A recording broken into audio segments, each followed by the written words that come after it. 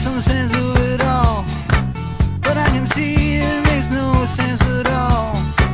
Is it cool to go to sleep on the floor? 'Cause I don't think that I can take anymore.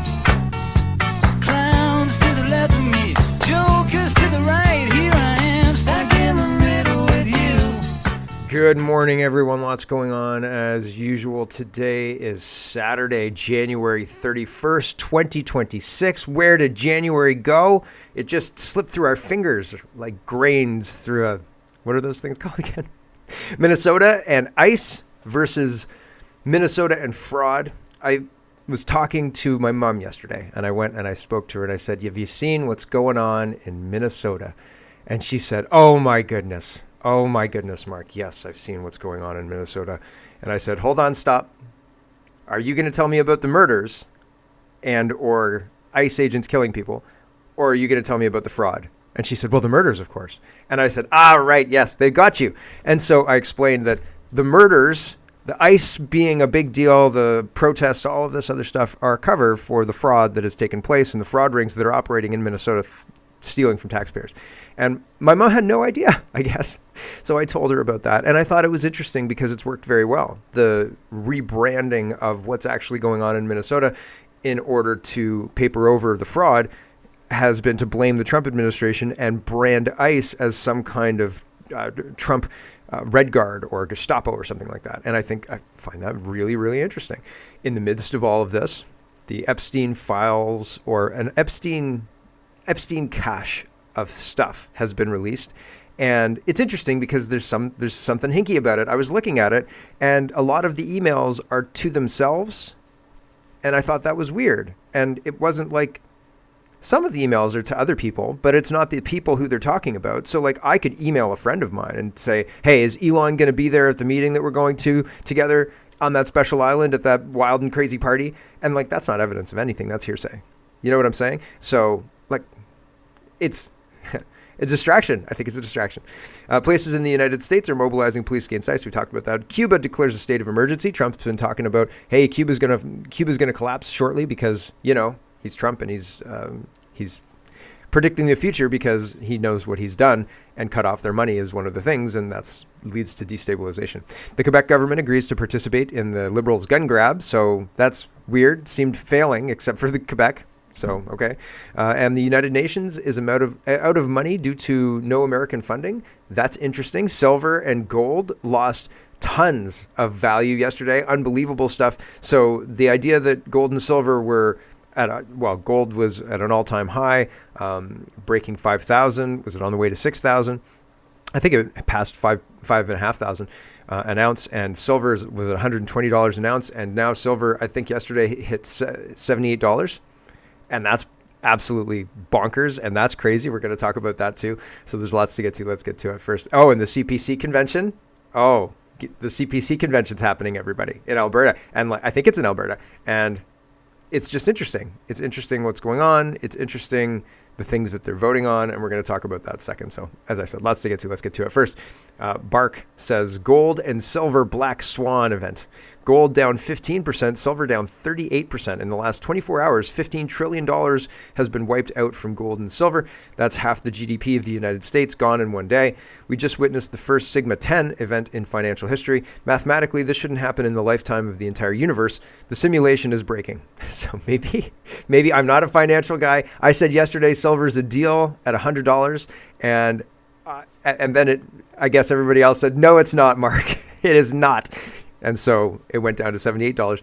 But I wonder if they're going to deliver any orders based on that lower number. Are they going to deliver any metal silver? And people were saying yesterday the retail price of silver was well above the $78 level. They were trying to buy from banks. They were trying to buy from their usual websites. And people were having to enter virtual queues to buy silver, all sorts of crazy stuff. And so my speculation is they're trying to tamp the price down by using all the tools possible. And yesterday was the last Friday of the month, and so things are supposed to reconcile, and there's supposed to be a big deal about that. And so buckle up, in for wild and crazy times. Is there a Sigma 20? If there's a Sigma 20, I think maybe we'll see it. Who knows? So this is a big deal, and people are talking about that. Whale Guru says today is not just gold and silver crash. This is the bigger than 2008. Gold down 20%, silver down 30% in a single day. A $40 trillion combined market just violently repriced. This does not happen in safe havens. This does not happen in orderly markets. This only happens when the system breaks internally. Gold and silver became the ultimate safe leveraged trade. Institutions, large funds, commodity desks, sovereigns, long-only allocators who believe these markets cannot crash. So leverage piled in, quietly, aggressively, everywhere. And today, leverage snapped. Longs liquidated, margin calls cascaded, forced selling into thin liquidity. Exactly how Bitcoin crashes. Except this time, it's core collateral of the global system. When something never crashes, it becomes the most fragile asset of all. This is a systemic leverage unwind. Trillions wiped out on paper today. The real damage comes next. You'll see it in balance sheets, collateral shortages, frozen credit, forced asset sales, first gold and silver, then stocks, then real estate. That's how these cascades always spread. Today wasn't the crash everyone will remember. It was the crack that started the collapse. And once confidence breaks at the core, everything else follows. And again, and I feel I'm sometimes too honest with you, but it's one of those things where, like, you can have food, you should have a greenhouse if you can have a greenhouse, but like as far as preparing for something like this, I don't know how to effectively prepare for something like this. You know what I'm saying? And so it's difficult because the risks are so variable and the response is so variable that who could know if something terrible breaks in the financial system, how is it going to play out? Bosnia, right? Or something else. And so history tells us it'll be violent and not very pretty.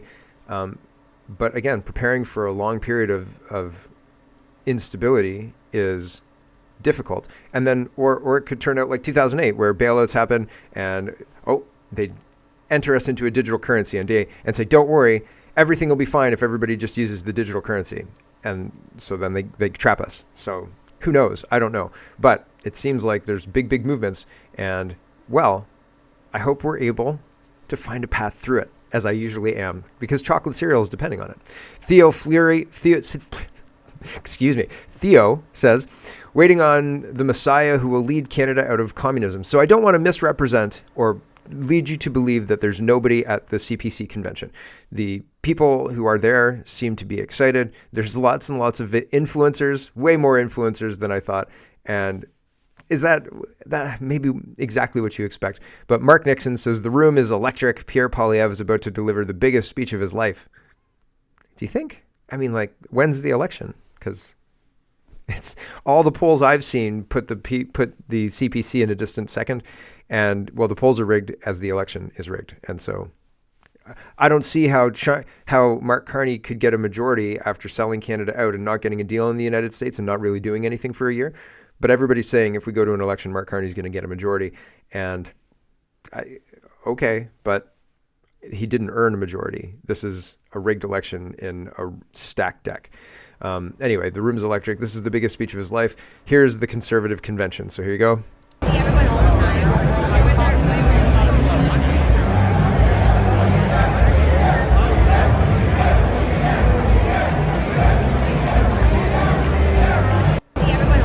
Okay, so there's lots of people there. There's people chanting. There's lots and lots of people, okay?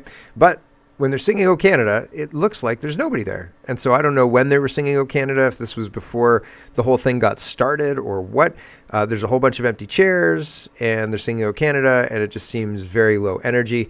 And Michael says, quite a contrast between the sparse attendance here and the thousands packed into the Big Four earlier this week to support Alberta's independence movement. I'm a CPC political... If I'm a CPC political wonk, I'd be worried about the collapse of support in Fortress Alberta. Why do you think that's happening? Well, if the Conservatives in Alberta no longer believe that the CPC can deliver a meaningful change or a meaningful anything really for Alberta, then they'll abandon that vehicle for a vehicle that might deliver that. And that vehicle is Alberta sovereignty. That vehicle is an independent Alberta doing its own deals with Donald Trump's United States, ASAP, please. And they're grabbing signatures. So when I see this, that's what makes me think of.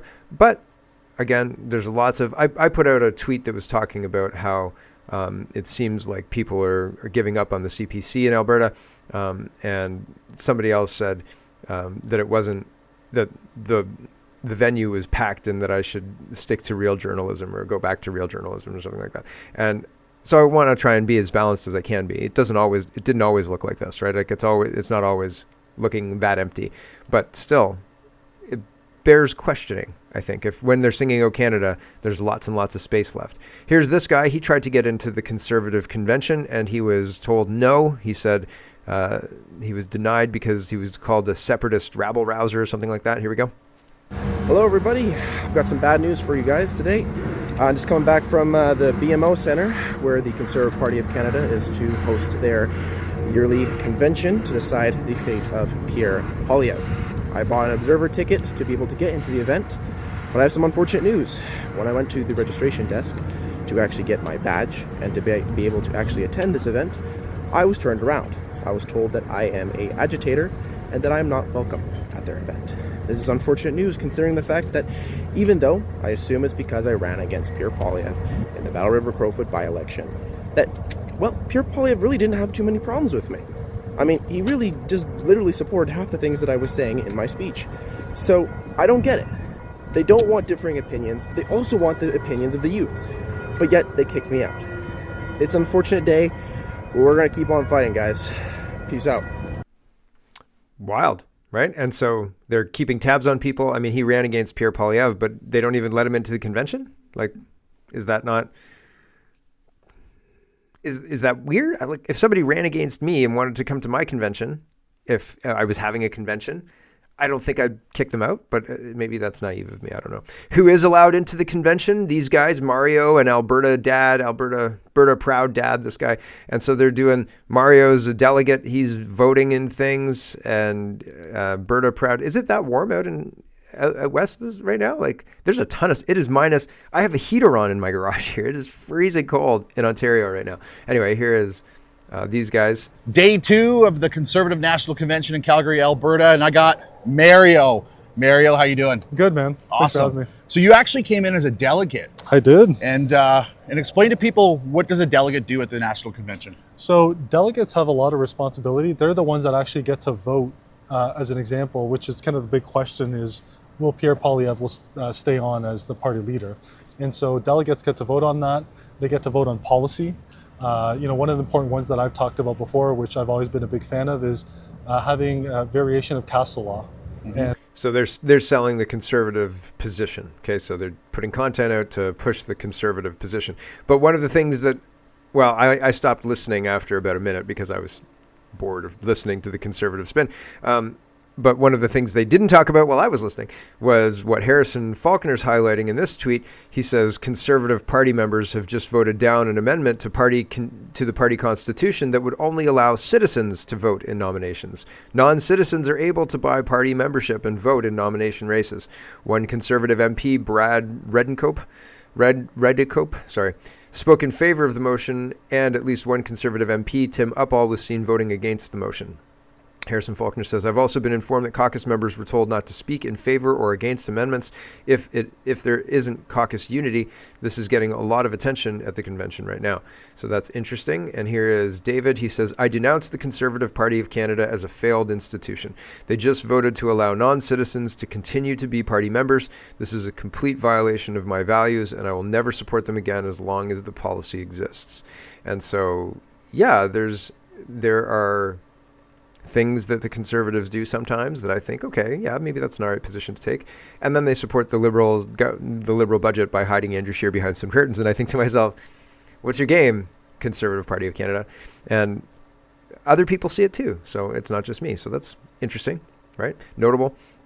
Mocha says Conservative Deputy Leader Tim Uppal, who voted at the convention today to continue allowing non-citizens to vote in party nomination races, is the same MP who traveled to Punjab in 2011 to help lay the groundwork for bringing hundreds of thousands of Punjabi immigrants to Canada under the banner of international students.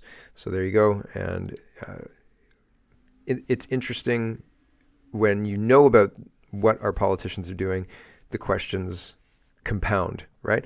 And this guy is the guy who gave up his seat for Pierre Poilievre, and he's talking about how excited he is for Pierre Poilievre, et cetera, et cetera. And again, this is part of balance. I didn't want it to seem like I was crapping all over the Conservatives. They're doing it themselves, right? But they do have some people who are supportive of them.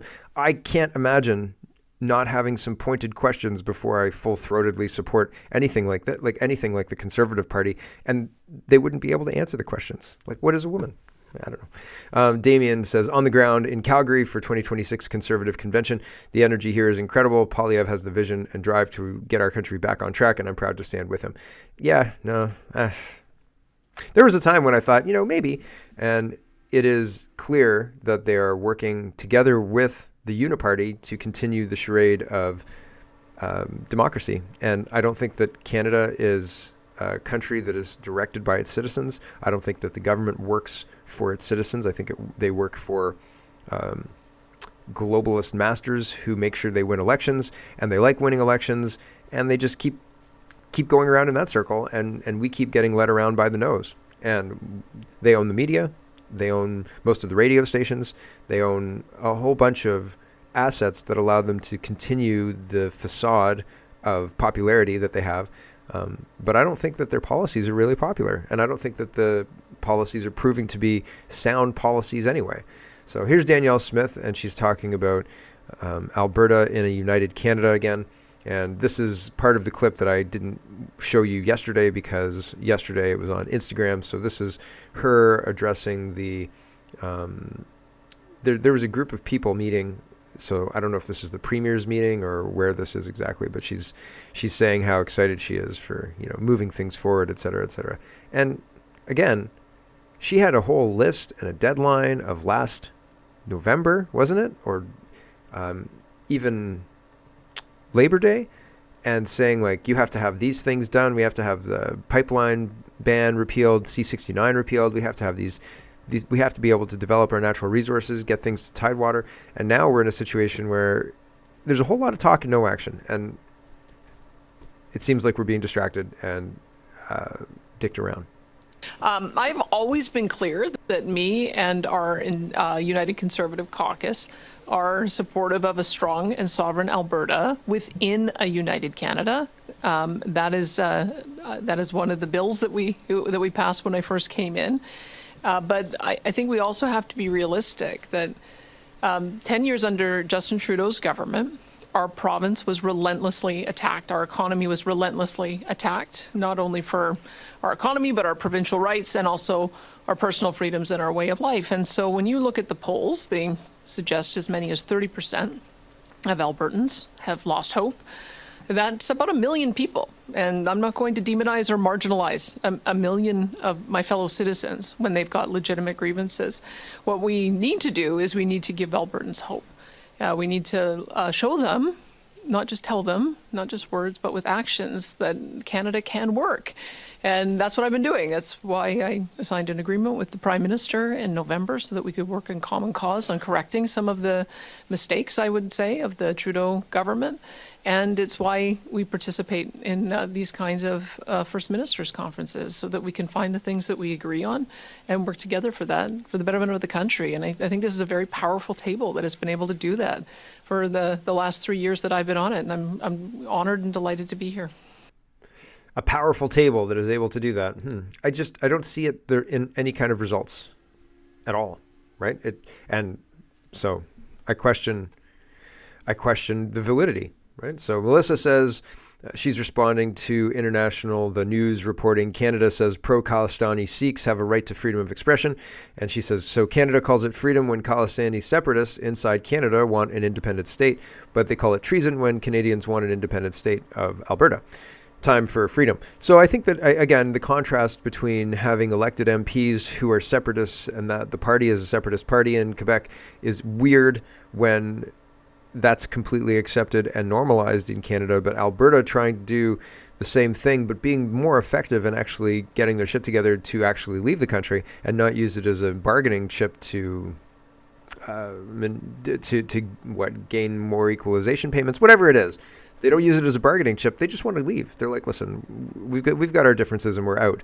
And Canada's saying, oh yeah, that's treasonous. And I think it's just because they're successful. So where have we seen that pattern before? Globe Politics says departing envoy to U.S. says it's unclear whether the USMCA review will conclude in 2026. So it's going to be up in the air. Questions will abound. I wonder how that's going to go, right? When you have uncertainty, what happens is General Motors moves 1,200 jobs to the United States because they can build a power factory and a brake factory on site in 3 weeks and have all the approvals and everything done. So why wouldn't they do that? If you were a business owner, what would you do? I think that it makes perfect sense. So, and Trump is incentivizing it. Here's the money. Here's the self-control. Here's the lower taxes. What else do you need? And not much, it turns out. So the official record says Trump went after Bombardier. Taxpayers should have first. Canadian taxpayers put more than $4 billion into Bombardier and got almost nothing back. That's not rhetoric, that's the record. Since the 1960s, Bombardier has received over $4 billion in public support from the federal government and Quebec combined. This came through a mix of so-called repayable contributions, direct loans, equity injections, loan guarantees, and outright grants. A large share of this money was never recovered. The most infamous example is the C-Series aircraft program. In 2015, Quebec injected $1 billion to keep the program alive after massive cost overruns. Ottawa followed with $372.5 million in federal support. These funds were sold to the public as investments. They were not. Bombardier later handed control of the C-Series to Airbus for $1. Quebec's billion-dollar stake was effectively written down. Taxpayers absorbed the loss. Canada lost control of a world-class aircraft program it helped finance.